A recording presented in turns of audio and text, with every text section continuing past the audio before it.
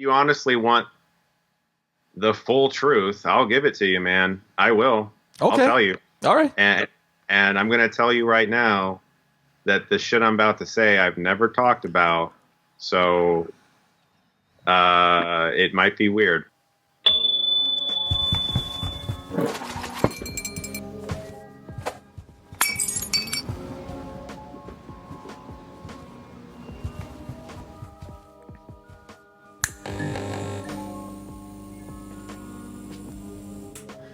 Hey everybody, how you doing? Corey here in the middle of the day. You know, I've had people that I interview, they always say, you know what, when you start these interviews, I noticed you always mention in the middle of the day. The reason why is because if you keep up with us, you know we do our shows mainly at night when we stream them live. But if I'm doing this in the middle of the day, that means that I'm talking to someone who, again, is very special. And as always, and I say this and I mean it every time, it's an honor to talk to this person. But seriously, this is someone that I have been following for a while. And this is one of the people where I tell you, man, I will go out and I'll ask anybody to talk to me if they can. But for some reason, I was intimidated by this guy. I didn't want to ask him. My assistant went and asked him. And I'm so happy that he said yes. And I am talking about Mr. Chris Stuckmann. How you doing, man? Oh, man, the fact that you were even remotely intimidated by me is just, that's a comedy. Like, that's hilarious. I feel very honored to be here. I told you before we started the call, but for everyone else, you were a major inspiration when I was starting in 2009. You had Spill and On the Double Toasted. I've looked up to you for that entire period. So please don't even remotely feel intimidated by me, man. That's just crazy.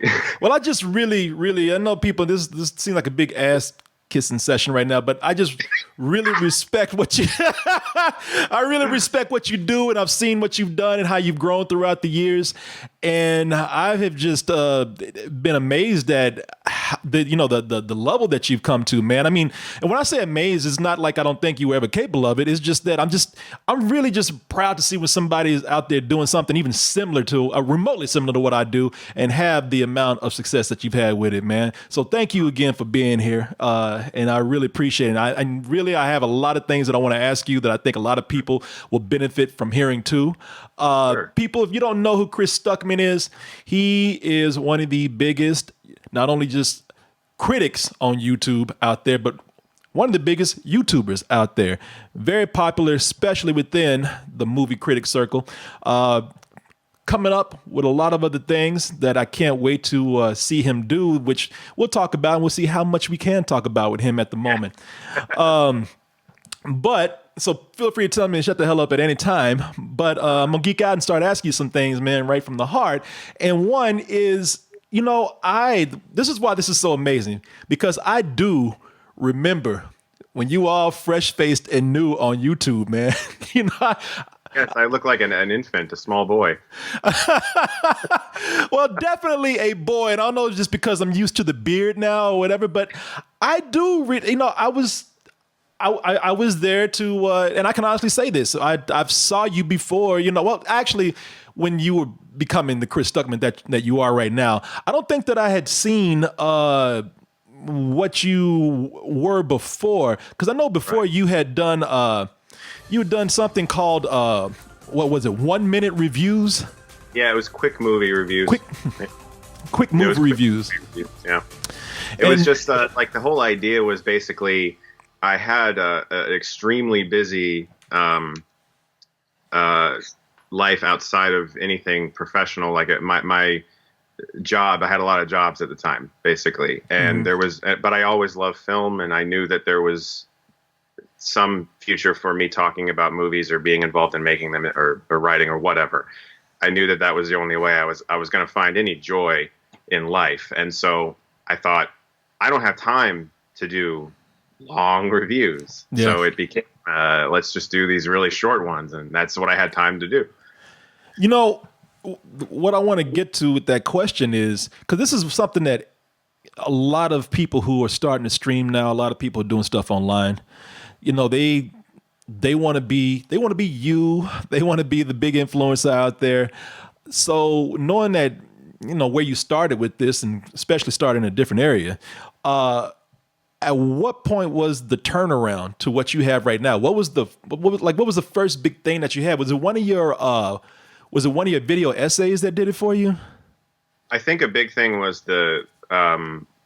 first off, I'll take that in segments. If you want to be like me, don't. Find something, and this is cliche, but like no one's ever gonna.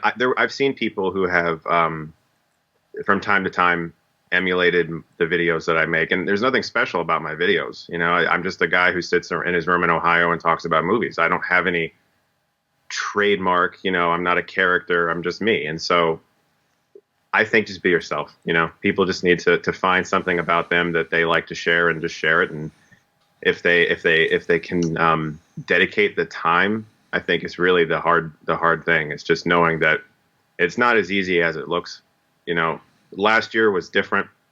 There wasn't 3 movies every week, but when that's normal, it really is a lot of time and effort that you're dedicating to it. And I think if you can truly put that effort into it, then you will be successful.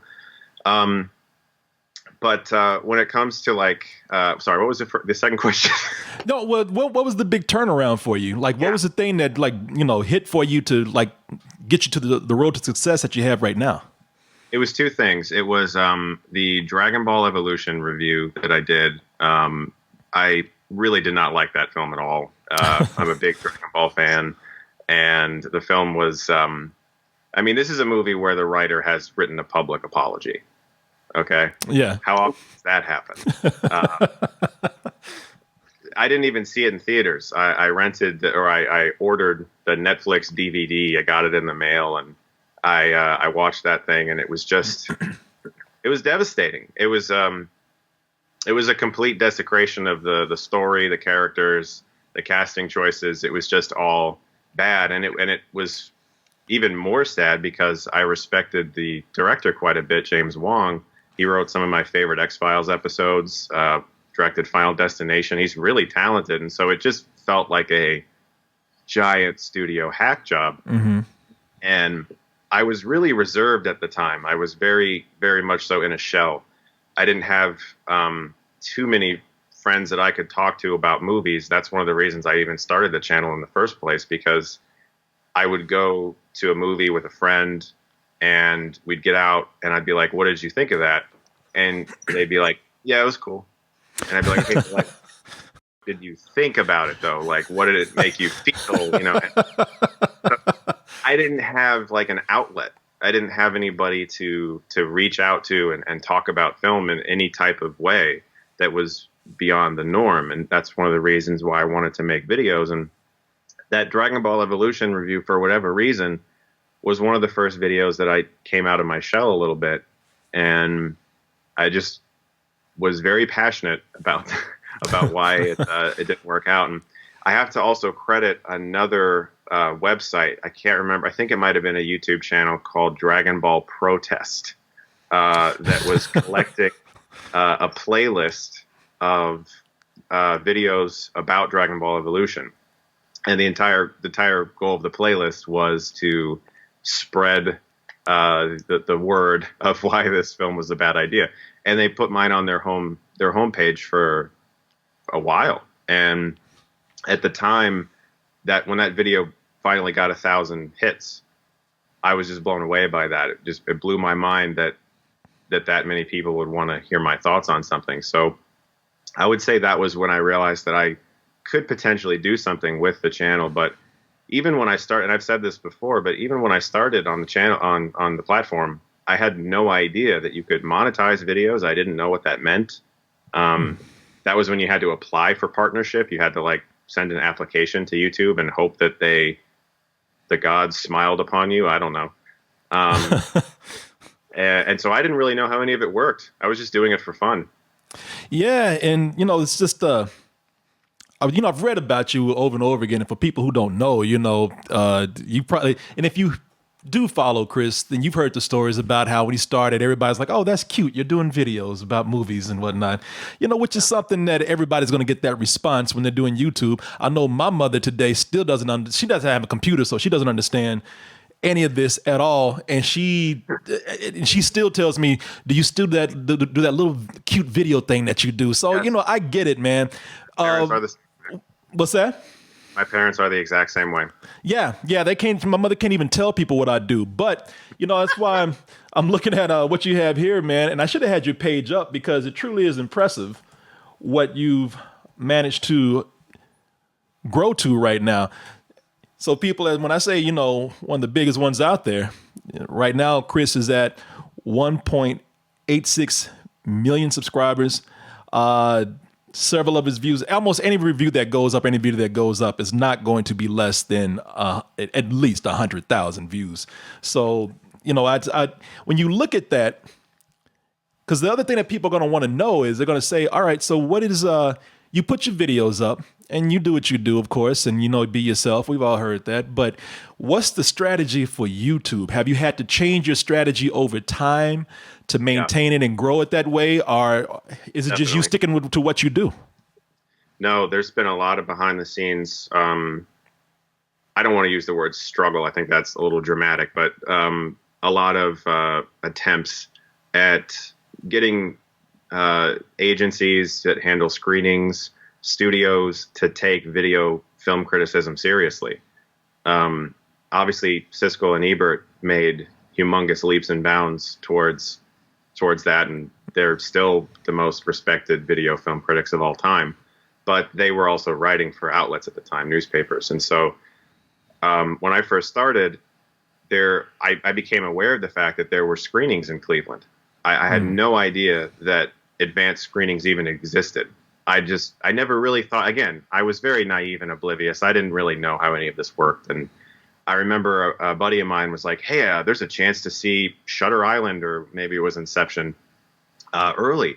And I was just like, how does that even happen? How is that a thing? And so I learned that there were these advanced screenings in Cleveland, and the public and the press are combined in Cleveland usually.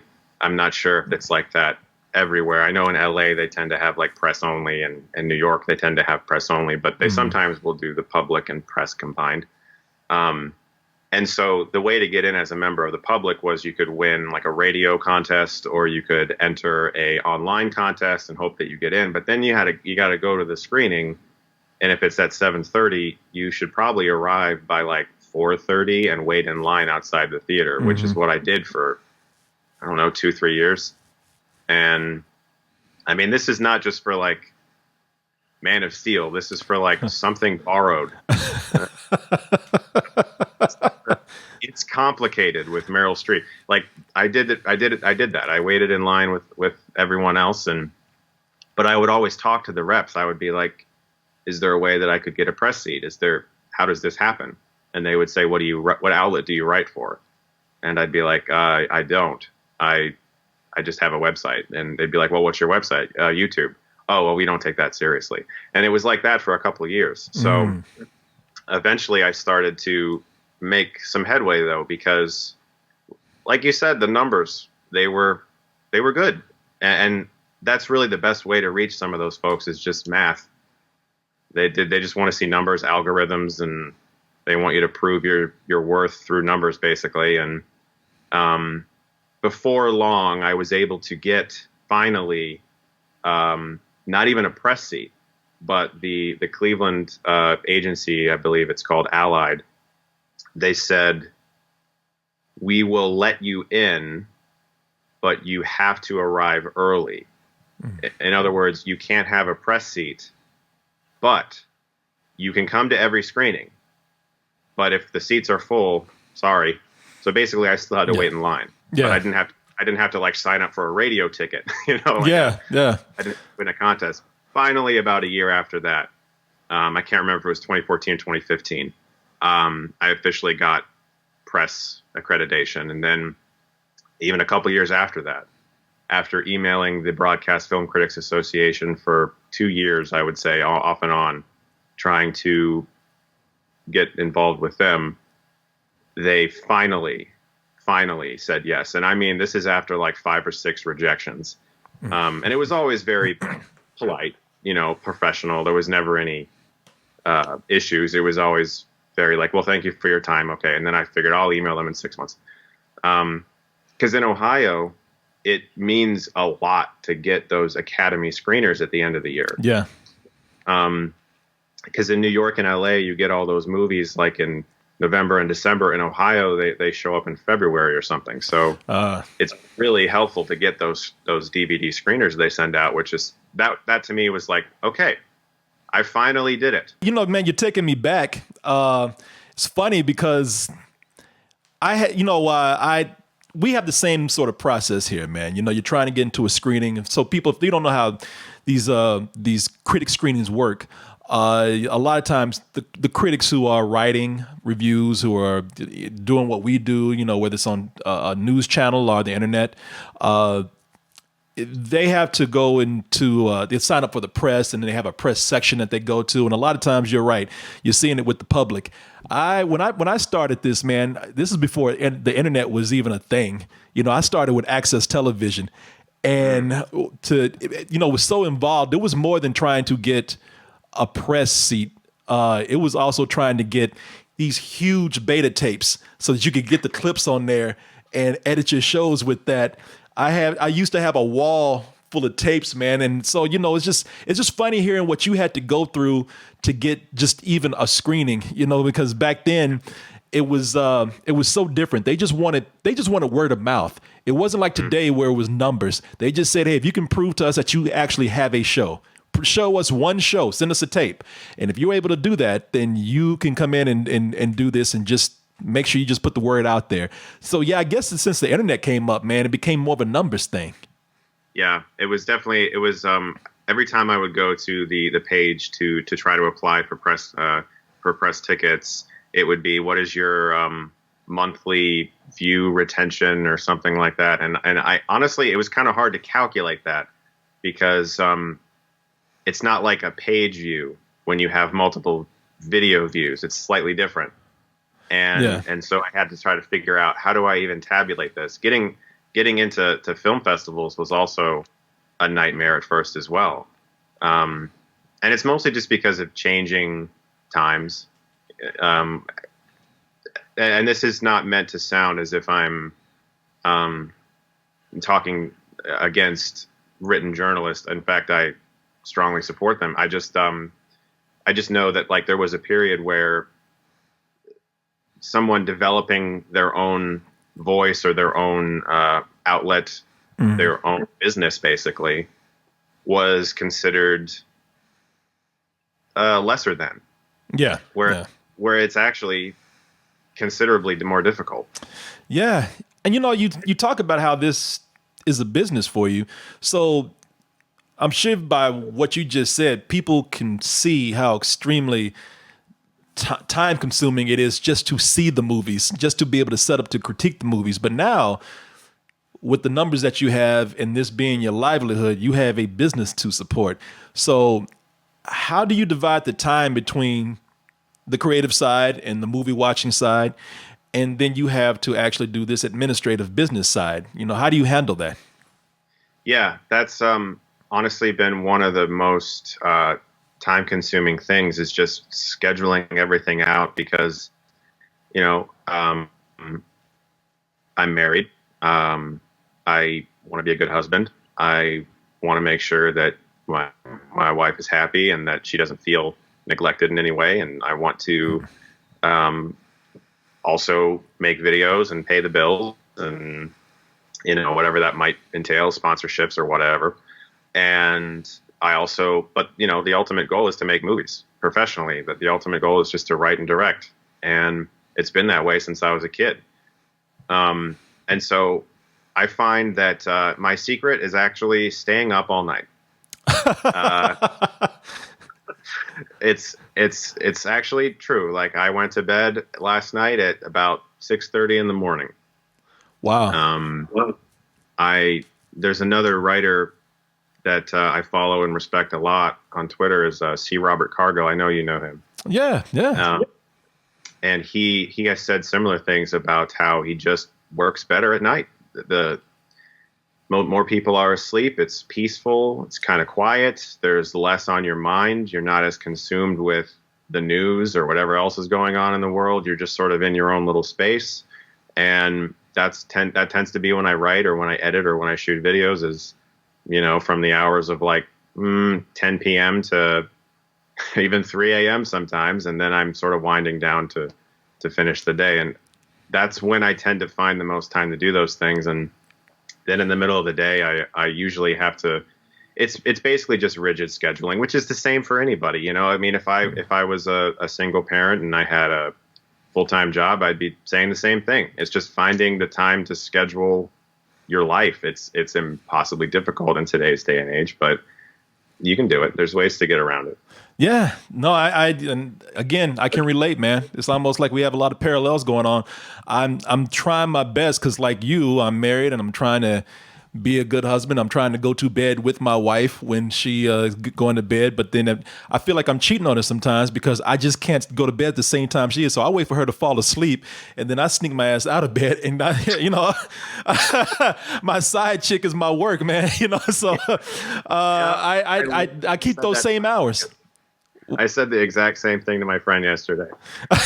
Yeah, you know, it's a juggling act, man, and sometimes you just have to sneak away when everybody else is asleep. But you know, that's interesting, man, that you say that the goal is to write and direct. You know, yeah. I've seen, again, the videos you've put up and followed your progress, and have definitely seen, you know, where you've directed things a bit out there. Auditorium 6 is a short, I believe, that you did. Mm-hmm. You know, you did a whole video giving people kind of look behind the scenes of that, and also talking about your ambitions that you want from this. You know, and I get it, man. It's I would dare say it, and even if most critics don't want to admit it, because maybe a lot of them haven't been able to achieve it, but I think a lot of them got into what they're doing because they do want to, at some point, or they did want to write or direct or both. I mean, I'm looking at you, and I always thought, like, yeah, of course this guy wants to write and direct one day. It's been in his blood ever since he was a kid. Got really interested in film when I was 14. Movies like Spider-Man, Minority Report, Signs. These films really inspired me to look at filmmaking differently, and I begged my mom for a camcorder. I was like, can I please have a camcorder? Oh man, you know, we didn't get to see you from the front, but we could see the how fresh you are from behind, man. Even the back of your head was young. You know, that was some Ant-Man de-aging right there. No, man, you know, it's really cool to hear that and see you follow through with that. You know, a couple of things that really stand out to me on that is, well, with you following this ambition, you know, you're starting now to mingle with some of the professionals out there. You know, you've put it out there where, you know, you're part of the Critics' Choice Association, and you've gone and mingled with people like Ewan McGregor right there. You put out there how Jordan Peele said, you know what, you call me anytime you need something. So seriously, I went to the Critics' Choice Awards, and I was terrified because I'm looking around at all of these people that are part of this.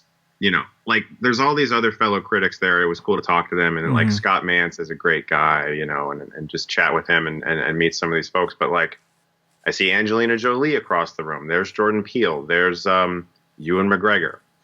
You know, I watched Jordan Peele win his the writing award for Get Out. And I'm just sitting there like, why am I even here? This is crazy.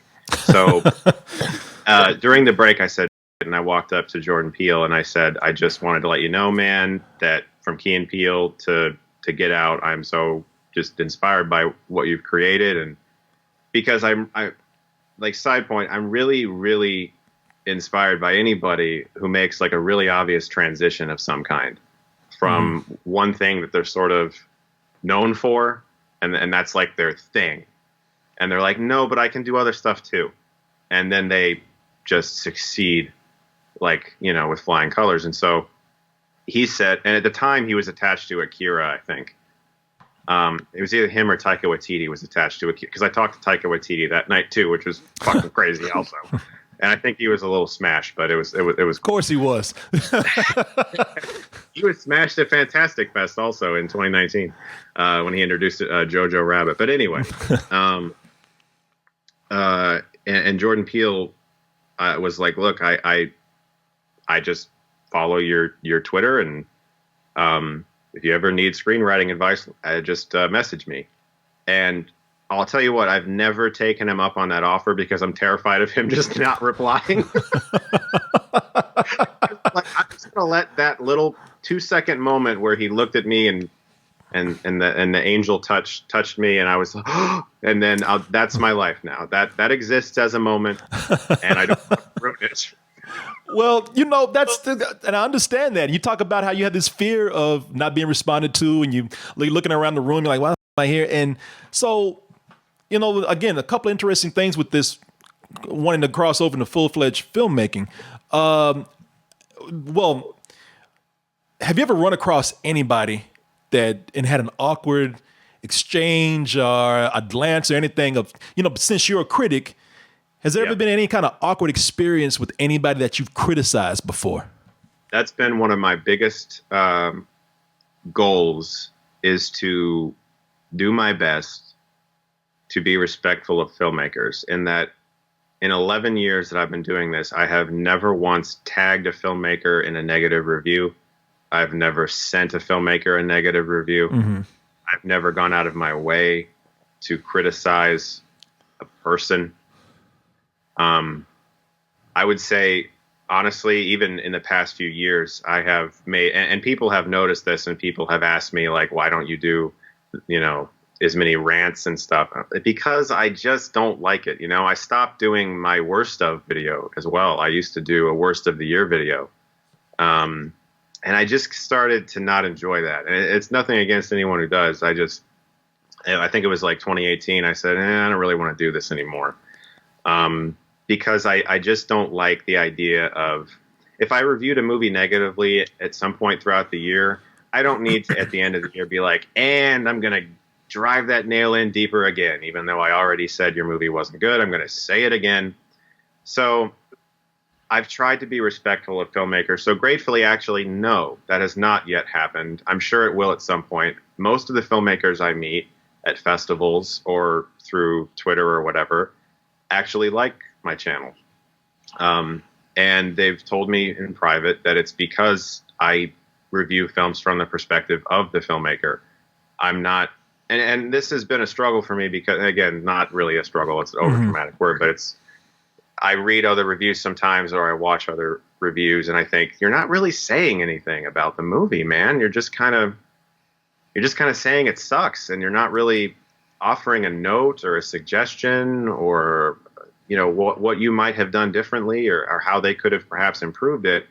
And it doesn't come off as constructive criticism. It just comes off as sort of like mocking or like extreme cynicism. Yeah.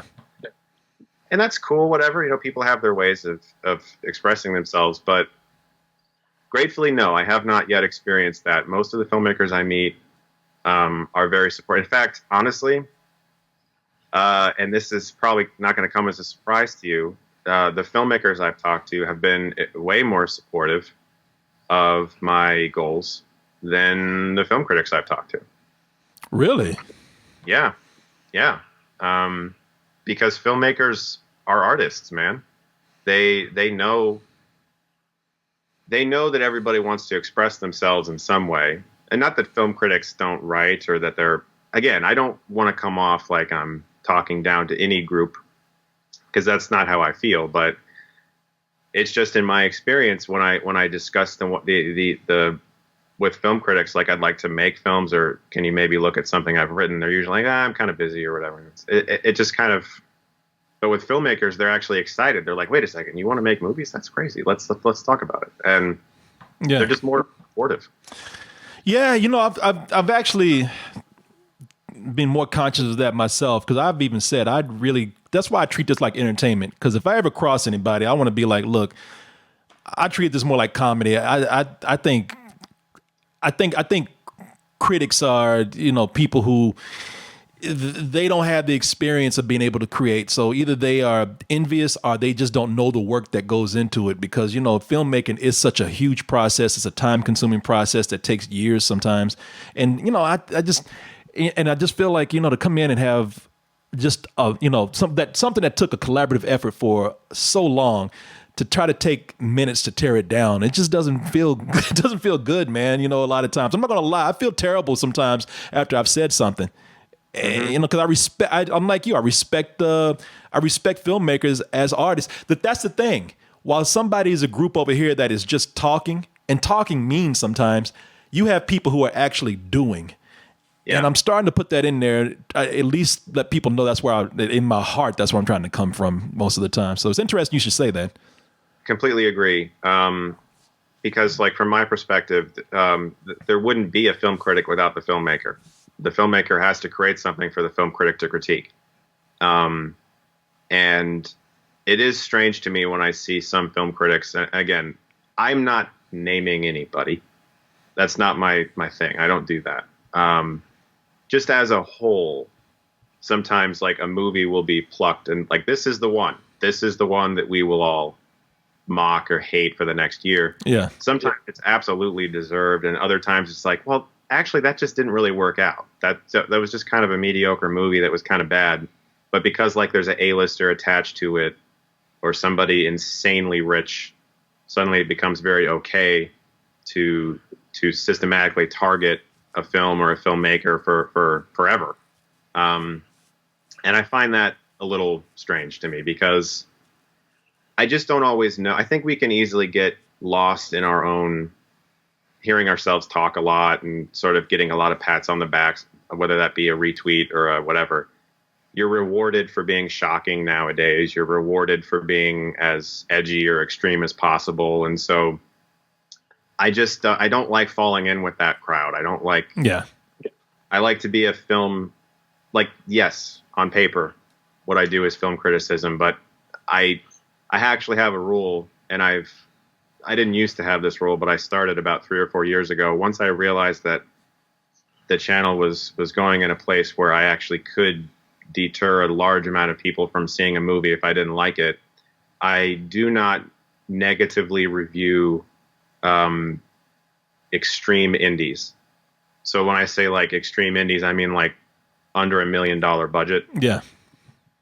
A lot of people send me their indie films and they want me to potentially review them, and I'll watch them. And if I love a super low budget movie like that, I'll die in the streets for it.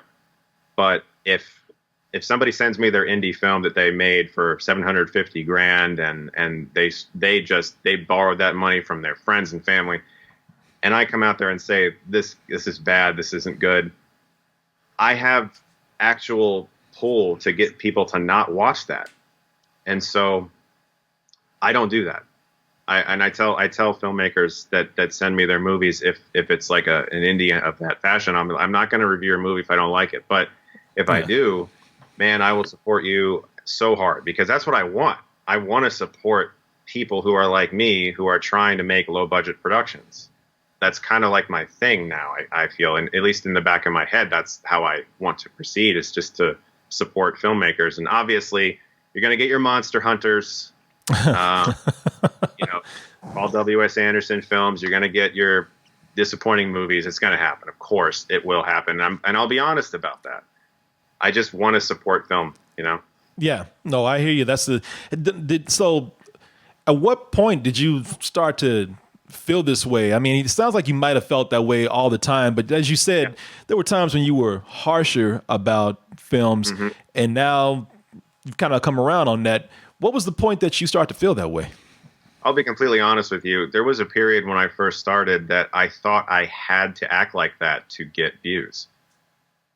There was this sort of movement towards cynicism that I've seen in YouTube film criticism, specifically YouTube, but it's also bled into journalists and written film critics as well. This sort of, and I think, again, I must say a lot of it is because you're rewarded for being edgy or for being slightly offensive nowadays. You get attention for it. If you can come up with a 200 character or whatever it is tweet that just encapsulates a funny joke about a movie you thought was bad, you might get more attention than the whole fucking movie. Yeah. So a lot of people have noticed that. But when I first started, I kind of thought that because again, like that success sprouting from a rant video of Dragonball Evolution, I kind of took that with me, like, well, people like the rants. They want to see me rage out. They want to see me do stuff. And, you know, obviously if I loved a movie, I was going to, of course, just love the movie. But I remember, like, back from like 2011 to 2000, maybe even 2015, I thought, well, I just have to be more big. And I realized that that's just not true. And I can just state things the way I feel and not have to worry about trying to create something that could be very funny or whatever, you know. And it did also help to meet a lot of filmmakers in person. I think that was also a big thing too, when I started going to festivals and actually talking to some of these folks and getting to know them a little bit. And being on set, I went to a lot of film sets and just sort of shadowed people and watched how people work. And I realized that it's just not where my head is. It's just not where I want to be. I want to be in a place where I can support film. And, you know, for instance, like right now, I don't know when you're going to air this, but I'm always going to make, you know, unless I am able to professionally transition into film, I'll still make funny, like hilariocity style reviews of things that are just really stupid and dumb because it's fun. But I'm approaching it from more of a loving sense, I think, and at least I try to. Right now, I'm doing The Buried Secret of M. Night Shyamalan. If your viewers don't know, it's a hilarious mockumentary that was promoted as a real expose about the filmmaker, who's one of my favorite filmmakers, but he kind of shouldn't have done this. And it's like, it's pretty funny. And so, like, I'll always do shit like that too, but I want to approach it from a more real perspective and less for like, hey, I'm just going to sound mad to get views. Yeah. No, if you don't know, people, Hilariocity, that's your series of guilty pleasure movies, which are just bad movies that you just kind of have fun talking about. I have seen that M. Night Shyamalan, and look, man, I know we want to be nice about it, but that was some straight up bullshit, that M. Night Shyamalan thing, man. That fool is trying to convince people that he's actually a supernatural being. I'm like, man, you come on, look, you know, I'm like you, I don't want to criticize, but you need to sit your ass down with that. You know? That did him no favors. That did him absolutely no favors. For the video, I went and I restricted a Google search to articles only from 2004 when it came out to just hear, like, what was the initial reaction? Oh, my God. Like, that was some serious evisceration. Like, that was disembowelment. Like, it was just horrible. People hated it so much. But now, taken out of historical context, I can kind of laugh at it and be like, because there is actually like a genius idea in the concept of a documentarian going to interview a filmmaker to make a puff piece, who then later realizes over the course of it that there is some horrific secret about this person that he's trying to uncover. And like the idea of that as an actual movie is kind of cool. But this 2-hour Sci-Fi Channel bloated village commercial was a terrible idea. Yeah, it's, you know what? See, this is what I have to say. Like, sometimes it's not so much being mean spirited, because I understand what you're saying. There are people who just want to get on camera and they feel like the more cynical they are, their character is angry is going to get them attention. And I got that, but don't you feel like sometimes somebody needs to be told every now and then, like, you need to pull back, man. Now you're getting a little ahead of yourself. You know, you got a little bit of an ego here, and you need to settle your ass down at this moment. Yeah, I completely agree with that. I've certainly been told through constructive criticism about my videos over the years that have helped me make better videos. I remember I have 2 people that I've become really good friends with because of constructive criticism on what I was doing. For instance, the composer that I now work with on all my shorts and who I would like to continue to work with in the future, the first time he ever emailed me, he said, "Hey man, I love your videos. Your intro music sucks. What's something better for you?" And I was like, okay. And we got on Skype and he told me, like, look, this sounds like a fucking garage band loop. And I was like, that's because it is a garage band.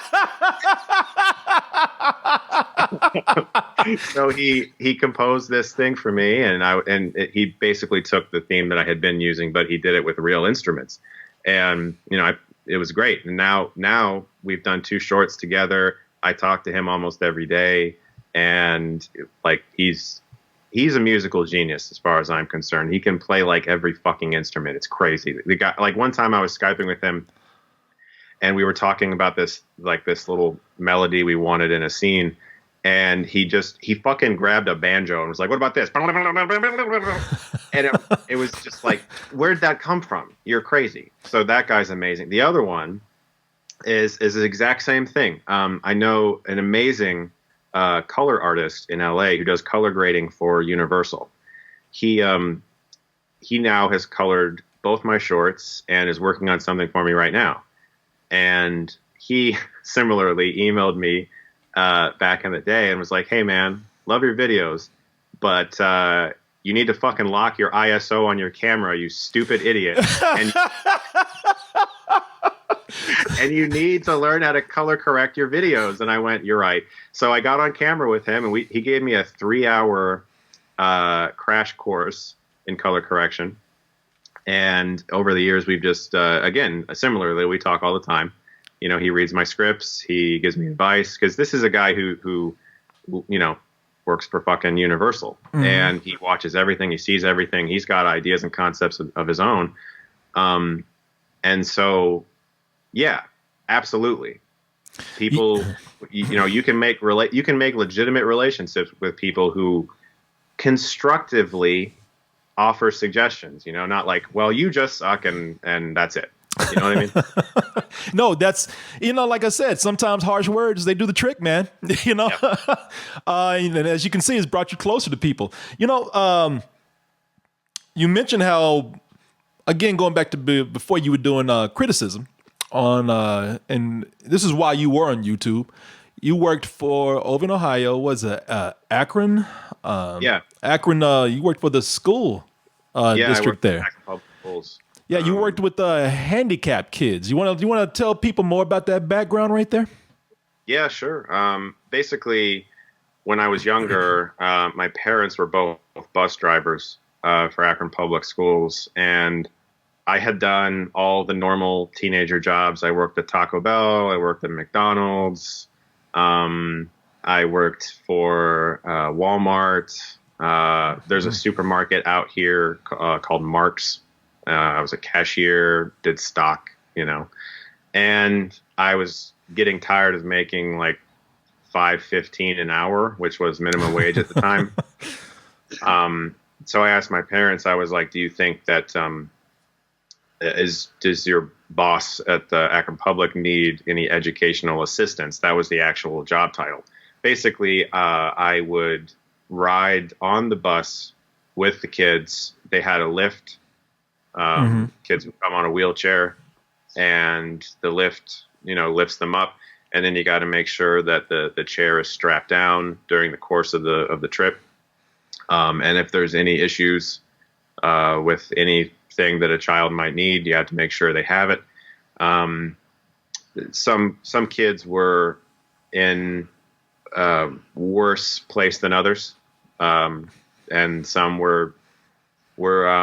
I was always kind of like, "Why are you on the orthopedic route?" Like there were a few kids that they would have no problem having a regular conversation. They were very just cool and open kids.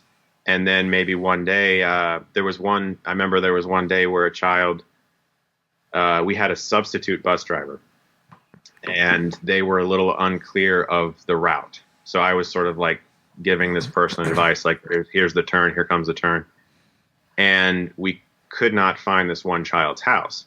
And it was the child that I mentioned. I was always sort of like, "Why are you on the orthopedic route? This doesn't seem like a place that you need to be." And he could not remember where he lived. He couldn't remember his address. He couldn't say his address.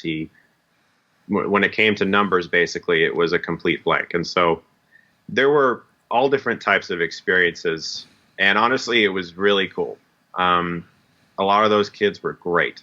Yeah. There was one year that was a challenge because I got transferred to a van. You see like school transportation vans, and the school transportation vans were where the children who got in a lot of trouble would be. So the only reason I got put on the van is because I'm 6'4", and because most of the other educational assistants were like older women, like in their 50s or 60s even. And some of the kids on this van weighed over 300 pounds. And so it was basically my job to make sure that no one died. First of all, holy shit, you're 6'4". You're taller than me, man. I had no idea. I mean, you probably hear that like I do. People see me and then they say, wow, you're taller than I thought. You know, so I'm glad you get the same thing. Oh, all the time. People see me and they're like, holy shit. Oh, no, they're like, holy shit. Looking up at you, man. Like, I'm sorry. I don't know what to tell you. But yeah. I've always been tall, though. So I got assigned the van route, and we had a kid. His name was Darius. He was a good kid, but he really, really loved throwing his shoes. So like there'd be days where we'd be in the van, you know, and we'd just be driving, and I'm sitting in the passenger seat, and it's just a nice peaceful day, and then crack, like a shoe will just like bang against the windshield. Oh my fucking God. And you know, and so it was just like making sure that everybody was safe, and you know, but honestly, these kids were great. I think most of them were just really happy to be there. Almost every single day was a joy for them. They seemed so happy. They loved going to school. There was a few days where you could tell they didn't want to leave home, but most of those kids were really, really nice. You know, I ask you this because you have a few experiences that I kind of want to reference to. That is one, and we're going somewhere with this, but I want to reference another one. I had this video that I like to show, and let me see. And here's a video right here I'm going to show to the people. You probably already see what I'm bringing up, but I'm going to show the people out there this particular video right here. See, I grew up in a very mixed race environment. I had tons of friends of color, so I never really saw this myself personally. You say you grew up in, I don't know if in or around counts, maybe outside. You know, it's Chris with a group of black kids, and the thing that people say is that it looks like he just ran in and photobombed the thing and then got out before they beat his ass. I mean, I'm looking at this, did they... Because some people would say, they would look at this and be like, damn, that's some reverse racism shit right there, man. You know, that just left you excluded. Did these kids even like you, man? Like, I look at this, and so did you, when I say explain this, I don't mean like, man, explain this image right here. Like, I'm sure there's a lot of questions people would have. So did you grow up around a lot of black kids in a black neighborhood? Did you just used to just kind of you know, go on tour and, you know, kind of be a tourist in the black neighborhoods? What was your connection there? First off, I will use this opportunity to say that I find it stupid that I said that in a video. I find it unnecessary, and I regret saying that. I think that I was very naive and oblivious to how that could come off. And that is my life, yes. All those people were my friends, and a few of them still are. But it was just, I think everybody has a point in their life where I think you might understand this a little bit. When you start to get any kind of public voice or recognition or any kind of fame, even remotely, you don't stop thinking of yourself as a regular person. Mm-hmm. Other people do, though. And it's really easy to sort of naively just assume that the things you say will be taken the way you mean them. And sometimes they're not. And sometimes it's, in the case of that, should never have said that. Well, and I just say I didn't take it the wrong way. I didn't even mean to bring this up to say like, look at you, man, trying to, be Mr. Diversity. And, I wasn't saying that at all. I didn't take it any kind of wrong way. I just thought it was a funny picture. And well, I appreciate that, but I feel stupidly about it. I that's just how I feel. But I appreciate you saying that. But no, those are my real friends. And if you honestly want the full truth, I'll give it to you, man. I will. Okay. I'll tell you. All right. And I'm going to tell you right now that the shit I'm about to say, I've never talked about. So it might be weird, but here we go. So I was raised in a very strict environment when it came to religion. My family had a lot of rules and a lot of regulations about everything. And I went through quite a bit of difficulties relating to that, and especially with wanting to be a filmmaker. And I will probably talk more about this at some point in the future when it's more comfortable and I feel safer doing so. But all the folks in that photo were also part of that religion with me. And my family, we all had this sort of rule that like we would only hang out with people who were in that religion. Okay. All those folks were part of that religion too. Some of us have left that religion, including me, and I'm still friends with those folks. But the people who decided to stay, they have a very strict rule for shunning people who leave that organization. And I'll just say it, fuck it. I was raised a Jehovah's Witness. Wow. So how many people actually know this? No one. So this is the first time you've openly kind of put that out there. Yeah. I've been terrified to talk about it actually for a long time, because if you watch the Leah Remini special she did on her Scientology show about Jehovah's Witnesses, you'll see how painful and damaging it actually is. I have a document on my computer that I've been writing for the past like 3 or 4 years about this, just like thoughts and stuff that I might publish one day.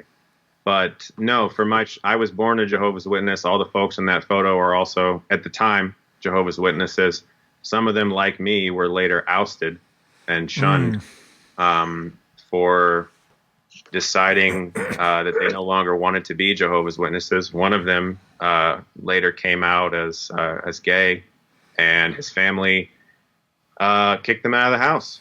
And he's one of 5 siblings, and his parents now say they have 4 kids. They don't even they act like he doesn't even exist.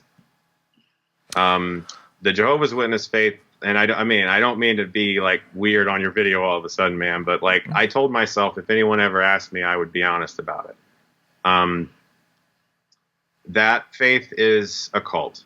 It is absolutely damaging to the people who were part of it, and very, very hard to get over. I've had a lot of problems with that. And again, this is not meant to be like a woe is me, pity me experience. I'm really not trying to say that. But when it comes to the folks in that photo, that's one of the reasons why we were so close, because everybody was part of the same faith. And there was no issues of any kind that you might normally associate with a photo like that. Like you said, people, you just get his ass beat. No, it was like, those were my legitimate, like, faith. Like, Jehovah's Witnesses aren't allowed to hang out with people outside of their faith. And I've talked to a lot of ex-Jehovah's Witnesses over the years. There's channels I follow, and for years I've talked about potentially discussing that. But I left in my early 20s,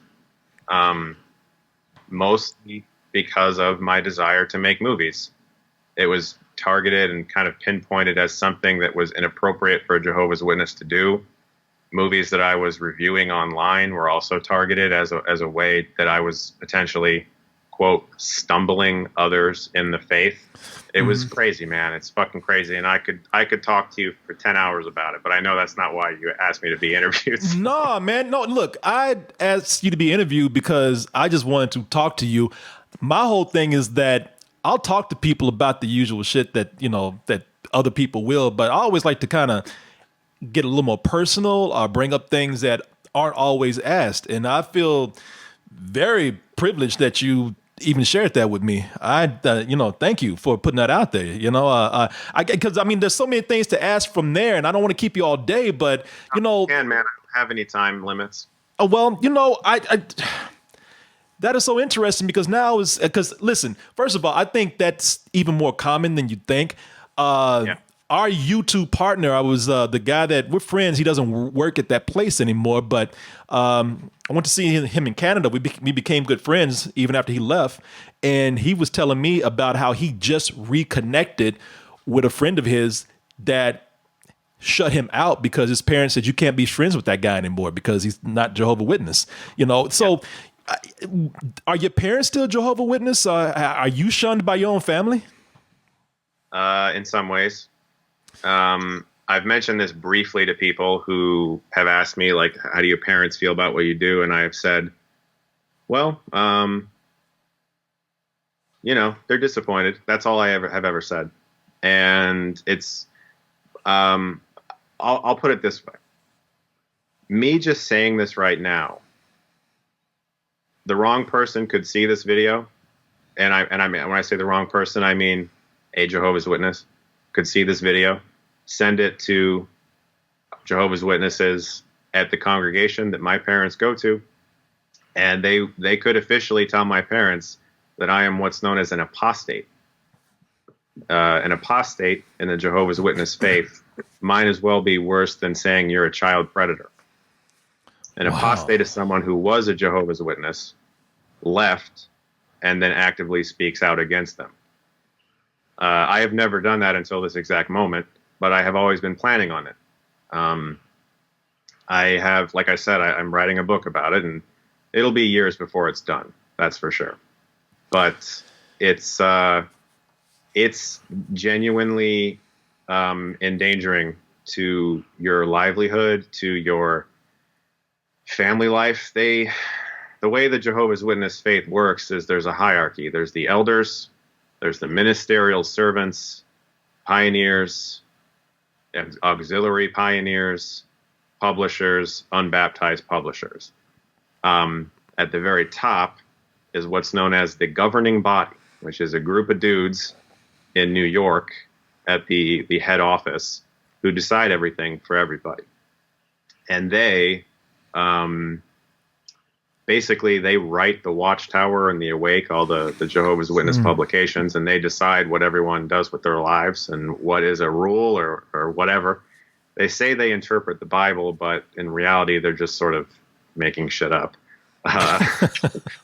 But it's legitimately damaging, and it has done real damage to my family and friends over the course of my life. And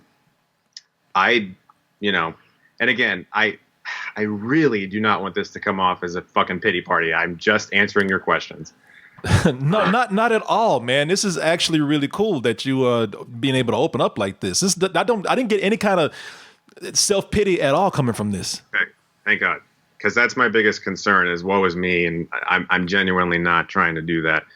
And I hope that your viewers know that. But this is something that I've been holding in for a decade.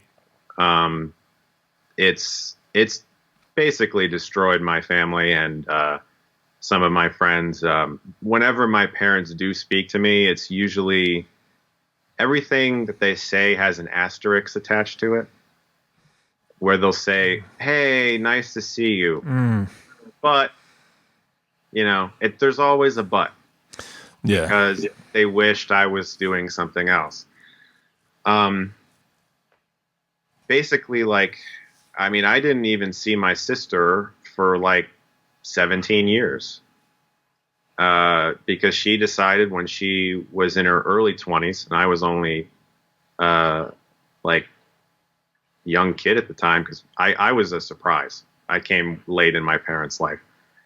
She decided she didn't want to be a witness anymore, and she left, and she was what's called disfellowshipped, which means basically shunned from the religion. You are officially removed from the religion, and those still in the religion are not permitted to speak to you unless it's an emergency or, say, a funeral.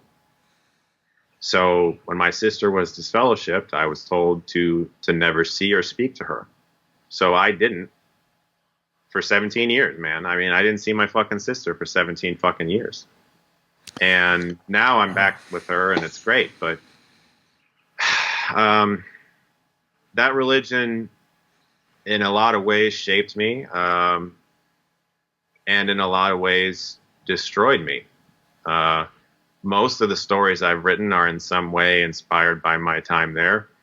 I wrote a cult story that I'm hoping to make one day. It's Corey Coleman. You son of a bitch. You got me to say this shit. That's okay. I wanted to anyway. Honestly, I'm going to feel a major breath of fresh air after getting a lot of this out there.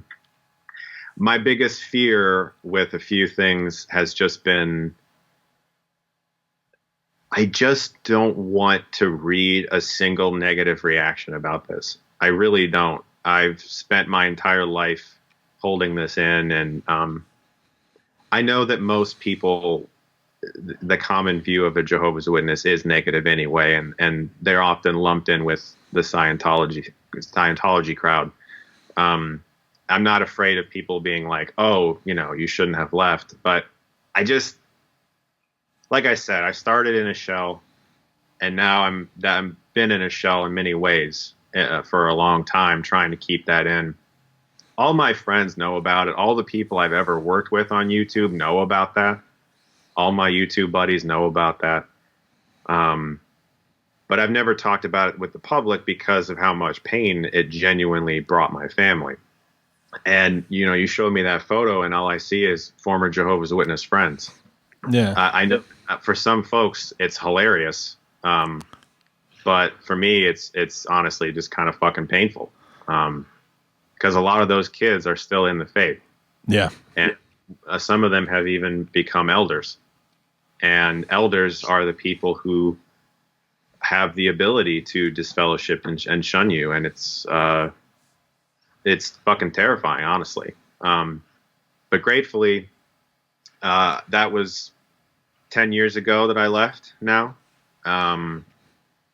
I have had a normal life. I was able to celebrate Christmas finally and my birthdays. Because, no birthdays, no Christmas as a kid, man. It's no Halloween. Halloween's my favorite fucking... I loved Halloween even then. I just didn't know how to admit it. I want to, first of all, apologize if I pulled that up in any kind of disrespect at all, not knowing the context. And absolutely not. Absolutely not. Don't even think about apologizing, man. You don't have to. This is... I put that photo out there. People have taken it and, said what they said, but that's my fault. That's not your fault. That's totally fine. No apologies necessary. Like I said, I fully planned on talking about this one day. I just was sort of waiting for the right time, and I realized there is no right time. Because on paper, somewhere in a file drawer, I am a Jehovah's Witness to them. I have not yet committed what is called, at least that they know of, what has called a disfellowshipping offense, which would be something like smoking or doing any type of recreational drugs or sex before marriage or apostasy, which I am doing right now. Yeah.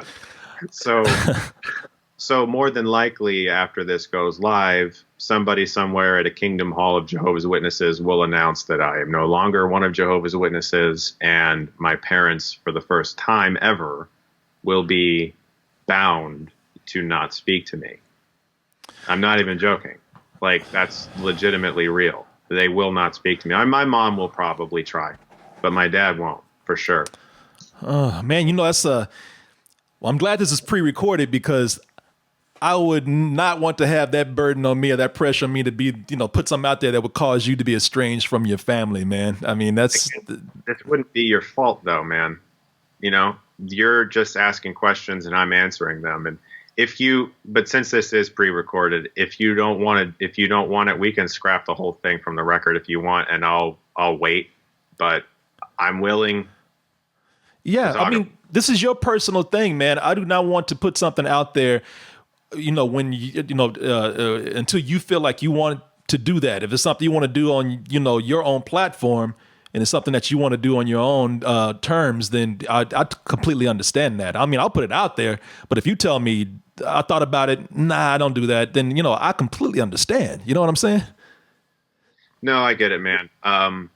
How long do you think, I don't know if you'll include this in the video, but how long do you think till you post this? It was going to be within the next 48 hours. So, more than likely what would happen is I would also make a video on my channel, just being like, hey, I talked about this with Corey Coleman. I'm going to tell you guys about it now, and then just fucking move on from it. Yeah. No, that was... There's a lot more than this, man. There's way fucking more than this. I mean, just in regards to that faith and everything that I tried to get rid of from my life, Are you still a person of faith? Have you found another branch of religion to go into, or are you not religious at all anymore? No, I'm not religious. I've had enough. Yeah. I hear you, man. I've had enough. As a kid in school, you're told to preach to all the other kids and let them know you're a Jehovah's Witness, because in that way you'll do what's called giving a good witness, which is like essentially potentially converting one of them to the faith, or at least, you're doing what Jesus did, you're preaching or whatever. And so as a kid, I had like no friends at school because they were like, who the fuck is this weirdo? They'd be like, what'd you get for Christmas? I was like, I don't celebrate Christmas. That's against my religion. People would offer me their Halloween candy. I can't eat that. That's Halloween candy. Yeah. People would offer me their Valentine's Day candy. I can't eat that. That's Valentine's Day candy. That kind of shit. Yeah. And when you're like 8 years old, people look at you like you're fucking crazy. You're turning down candy, and it's like, but yeah, no birthdays, no Christmas.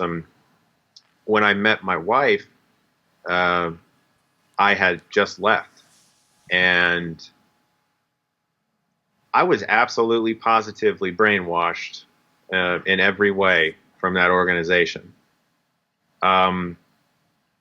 Because they teach you a certain set of principles and rules and guidelines, and they drill it into your head that if you don't follow them, you will fucking die. Mm-hmm. Like God will kill you at Armageddon is what they teach. And in their magazines, there's all these fear-mongering images of just fiery, burning death. And when you're raised seeing that shit, it fucking terrifies you, the amount of power they have over you. Because not only can they oust you from your family, from your friends, they'll tell you you're going to die. And soon. Because they teach that Armageddon is right around the corner. So my entire life, basically, anything that they thought could be potentially a sin, I was horrified of doing. And I'm still to this day at times dealing with sort of a guilt complex that I've gotten from being raised that way, constantly thinking that I've done something wrong, because they train you to be this perfect soldier that just does everything you're supposed to do. And if you step out of line, sorry, you're gone. Yeah. Yeah. No, it's I've seen that done with so many other kinds of religions too, but that's right there. It's very frightening the way you told it, man.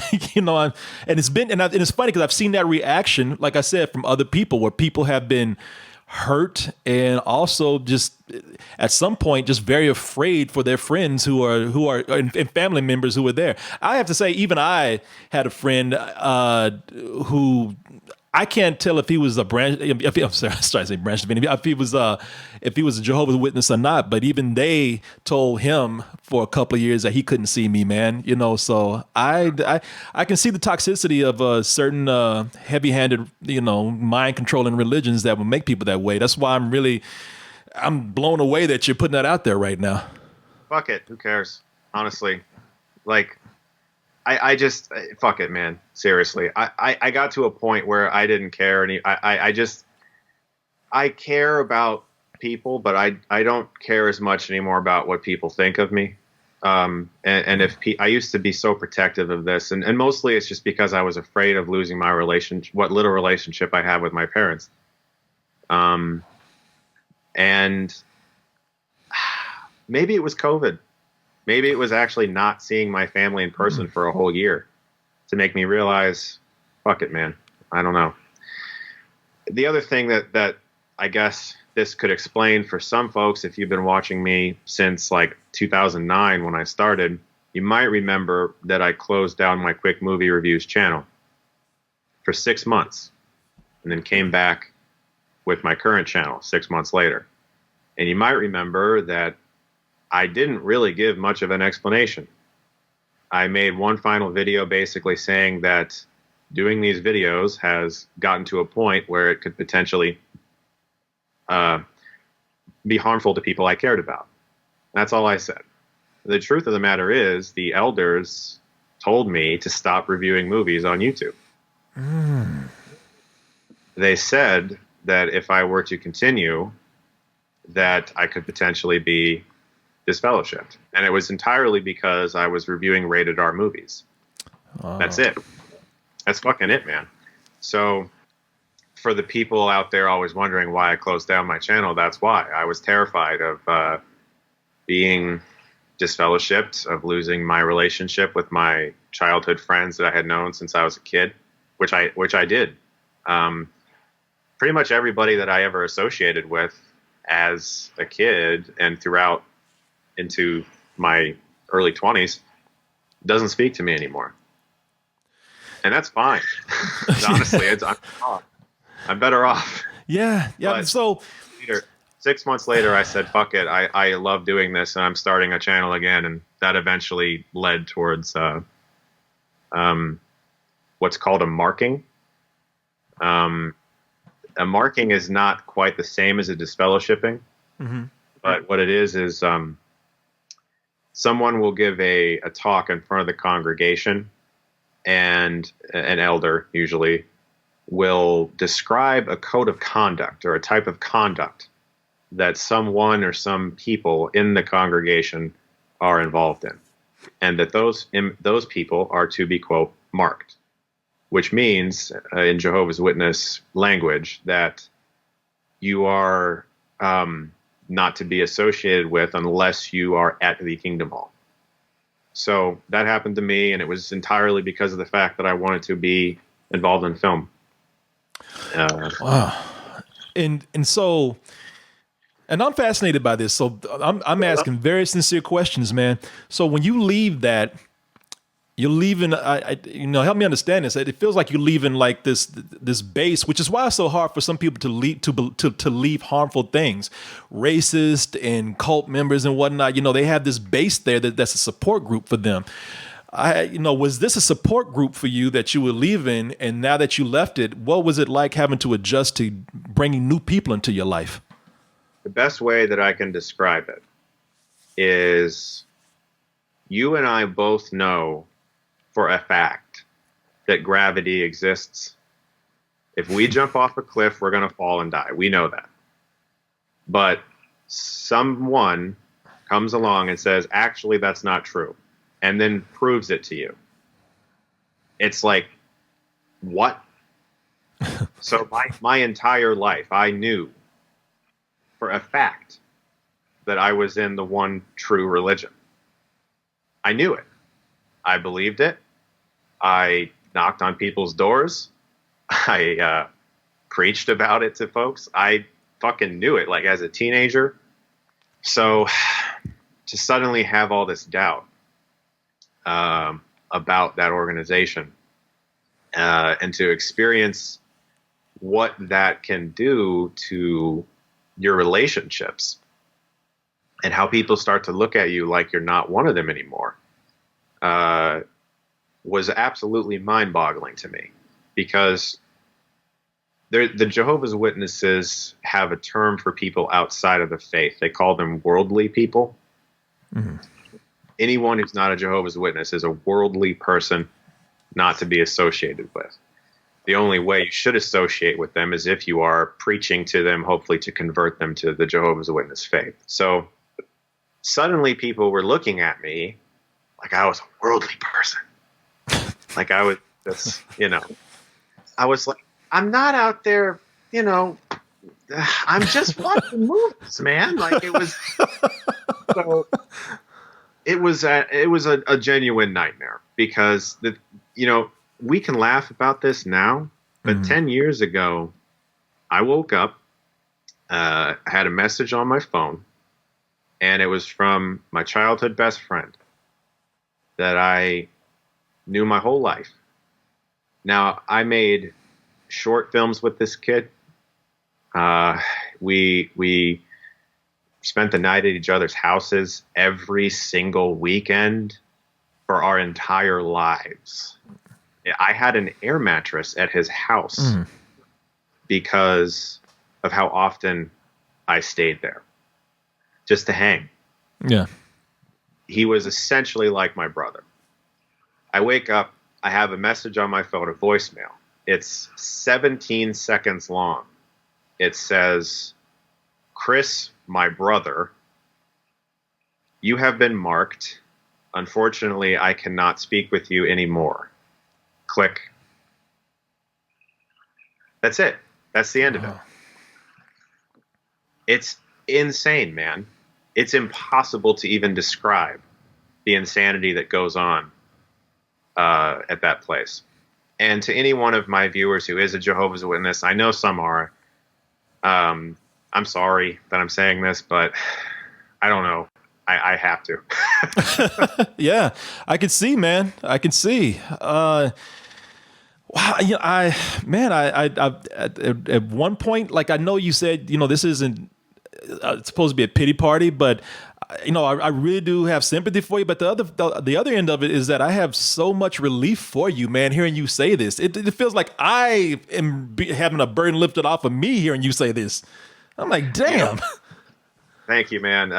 Honestly, I can say that it's the best thing that ever happened to me. I still have somewhat of a relationship with my mother because my mother is cool. My sister, obviously. Mm-hmm. But, and I've made legitimate, real friends since then, like that actually like me, not just because I'm part of a club or a team or some kind of weird team spirit thing, They, and meeting filmmakers too, and sort of, I all the people I've met and kind of gotten to know and I've shared this with,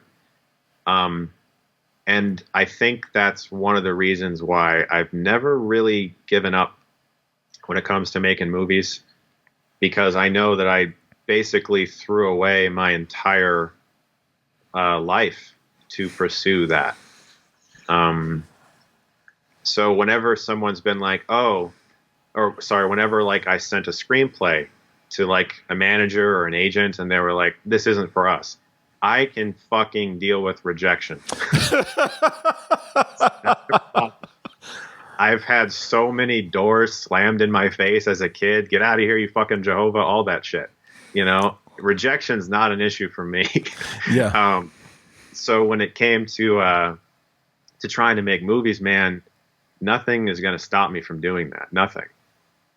Yeah, it seems like this whole thing has been, they always talk about the blessing in disguise, what the good that came out of it. It definitely did put you in a good frame of mind, man, because a lot of people cannot handle the kind of rejection that you're kind of talking about right now, especially on a creative level. So no, not even close. But that's one of the reasons why, like in my early videos, I wouldn't curse. you know, like my first few videos, like on YouTube, because you're not allowed to curse as a Jehovah's Witness. You know, there's all this crazy shit that I had to learn. I had to basically unlearn how to be a person and then relearn it again. So, I mean, I'm past it now. This is news to people watching, but this is like old news to me. You know, it's been long gone. Just the fact that I'm covered in fucking tattoos. To be honest, I'm surprised I haven't been yet, to be real. Well, to put this, you know, take this to a positive place, following through on this whole thing of, you know, this giving you the right attitude on life. You've answered with that story plenty of questions that I might have had. I mean, one was going to be the scripts that you've written. You've written like 3 scripts this past year. One is being optioned off. You've also talking about writing. I'm amazed again at the how productive you are. You have your love of anime. You have it in a book here, Anime Impact, which you can find on Amazon right now. You know, all of that. I'm looking at that. I was thinking, man, how is this guy doing all this stuff, man? I'm envious, and now I can see that you come from a place that has given you the drive that you have right now, man, and that's amazing. Yeah. Basically, it was. See, now I can finally say this. It's why I don't mind. It's why I'm like, fuck it, just talk about it, because I was denied the basic rights that most people have of free expression as a kid. And now that I have them, I'm like, do everything, you know, do everything I wasn't allowed to do, watch everything I wasn't allowed to watch, you know, talk to people I wasn't allowed to talk to. It's never been, it's never been more clear to me that life is short. You know, I often feel like the first 20 years of my life were wasted. In some ways they were, in some ways they weren't, because I have happy memories. I mean, tons of happy memories, but most of them revolve around pieces of media that I was having like a private experience with, a film, a book, you know, making movies, discovering that as a teenager. Even though it led to my being ousted from that religion, I was realizing what my passion was and realizing I wanted to share that with people and realizing that I wanted to be a part of that and not a part of this other thing. And I feel like if I hadn't have discovered that I might even still be there, man. I don't know. Like, it's just the way they drill it into your brain. It's impossible sometimes to break free of it with all the things that they can take away from you. Yeah, it's amazing, man. I you know, like I said, I was talking about how honored I was to have you here just to talk about movies, man. Talk about, you know, YouTube, but goddamn, you know, I have to say that this is a true honor to have you just share this with me, man. For the majority of this, I didn't even feel like there was a camera here. You know, I'm just talking to you, man, and listening to your story, and it is a fascinating and overall very uplifting and inspiring story. I'm not just saying these as buzzwords, man. I mean, you know, I came in thinking like, hey, man, tell people how they can make it on YouTube. It's like, fuck YouTube, man. You know, just have this drive in life, and I have to, and I'm so happy for you, man. What it comes down to is that you've made my day to hear that you are someplace in your life where you're happy. Thank you very much. I appreciate that. I think that it was pretty crazy. Last year I went to Fantastic Fest, or I should say 2019 I went to Fantastic Fest. And that's my favorite festival now. That festival is amazing. Yeah. But I went there, and my goal was to just meet folks and talk about movies with people. And I ended up meeting some really great people in the industry.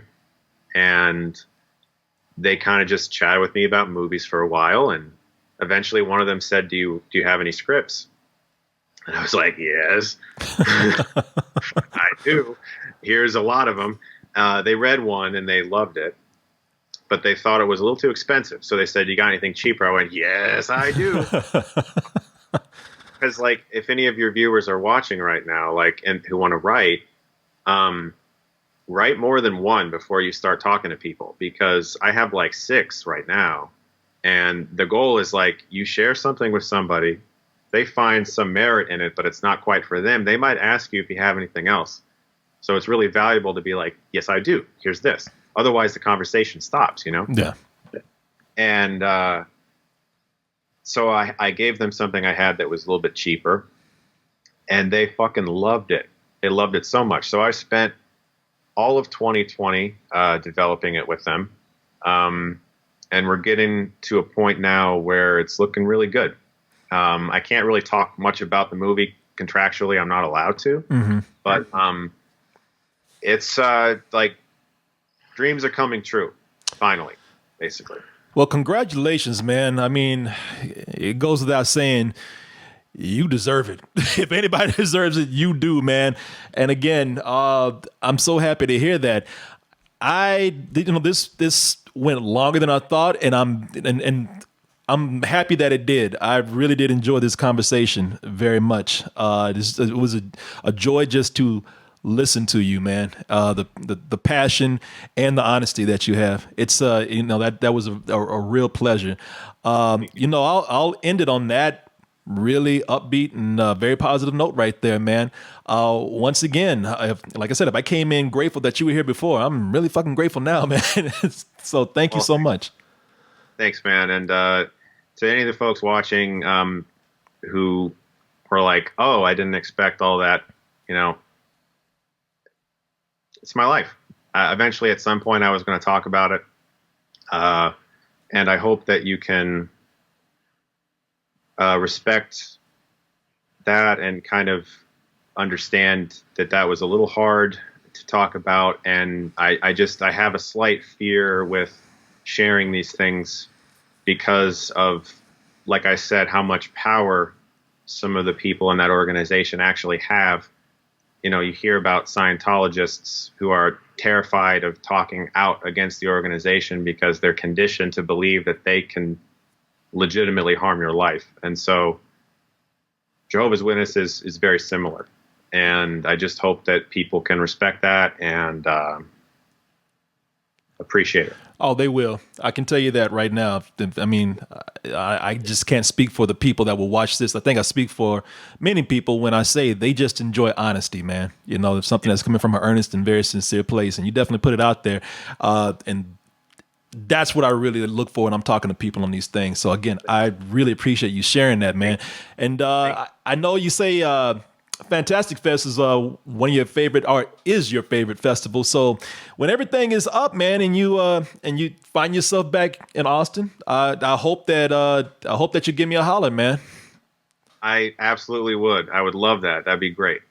All right, man. Well, again, congratulations on everything. I'm glad things are looking up and things are happening for you. I can't wait to see what this thing is that you're talking about, this script that you have here, but I'm sure we're going to hear about it soon. And like I said, man, there's a lot of things in your life that's going on right now that seems very, very positive, and I'm very happy for you. So thank you, man. People, Chris Stuckmann, somebody that you got to know way better tonight, or whenever we're doing this interview, whenever you're watching it. So again, thank you, man. And I hope to, next time if we happen to talk, I hope that it can be in person. Absolutely. That would be so much fun. All right. Well, you have a good one, man. And thank you so much. You too. All right. See ya. Bye.